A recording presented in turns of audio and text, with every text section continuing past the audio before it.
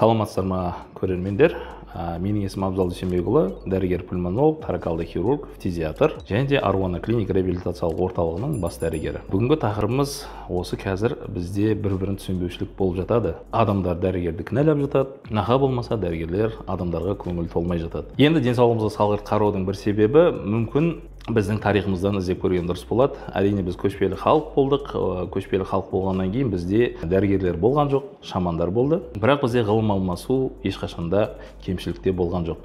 Өйткені біле білсеңіздер, осы дүниежүзінде халықтардың арасында біздің халықта ғана осы шежіре бар. 7 атаға дейін бөлінбеу, жаңағы қанды генетиканы былайынша айтқанда зерттеп тастадық десек те болады. Әрине бұл үлкен фактор. Біздің жаңағы халық емінің қоғамға деген өзінің әсері бар. Бірақ біреу біліп істейді, біреу білмей істейді. Ақыр соңында емнің диагнозын дұрыс қойылмаса, емнің жаңағы кері әсері тиіп кетеді. Кеңес үкіметінде өмір сүрді, кеңес үкіметінде қалай еді? Ештеңені ойлама, біз сен үшін ойлап қоямыз, мынау тегін дейді. Әрине сол себептен біз жаңағы емханаға барып, денсаулығымызды бір зерттеп алатынбыз. Артымыздан дәрігерлер жүгіріп жүретіндігін, немесе мейірбикелер жүгіріп, нақау болмаса жаңағы вакцинаңды ал деп жүретіндігін. Қазіргі кезде әрине біз 30 жыл тәуелсіздік елі болған соң, бізде қазір нарықтық заман. Бұл жерде қазіргі қоғамдағы ұлттық құндылықтар ауысты десек те болады. Бұрында біздің денсаулығымыз үкіметке керек болатын болса, қазіргі кезде біздің денсаулығымыз өзімізге керек. Ол дұрыс. Өйткені сізде денсаулық болмаса, материалдық дүниенің сізге түкке де пайдасы жоқ.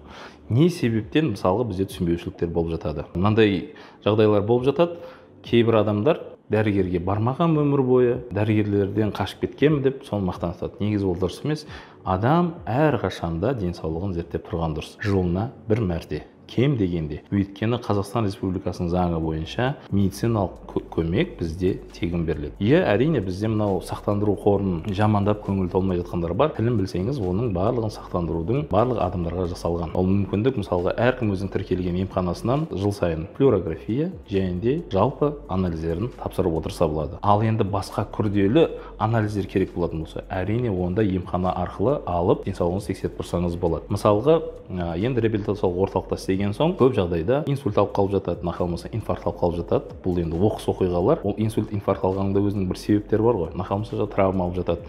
Сол кезде көп адамдар ары қарай не істейміз дейді. Ауруханада бірінші көмекті көрсетеді, бірақ бұлмен тоқтап шектеліп қалуға болмайды. Реабилитациялық көмек алу керек. Реабилитация деген бұл жаңағы ағзаңыздың жарақатталған жерін қайтадан қалпына келтіру немесе оңалту.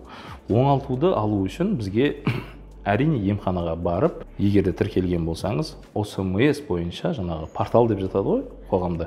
Сол порталменен тегін келіп ем алып кетсеңіз болады. Ал егер де жаңағы сізге сервис керек болатын болса, әрине ақылы түрде де ем алса болады. Біз осы проблеманы қалай шешеміз? Әрине дәрігер ешқашанда науқастарға денсаулығына зиян тілемейді.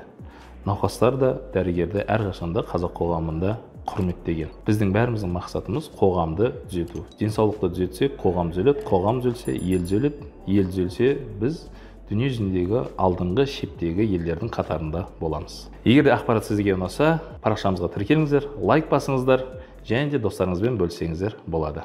Рахмет.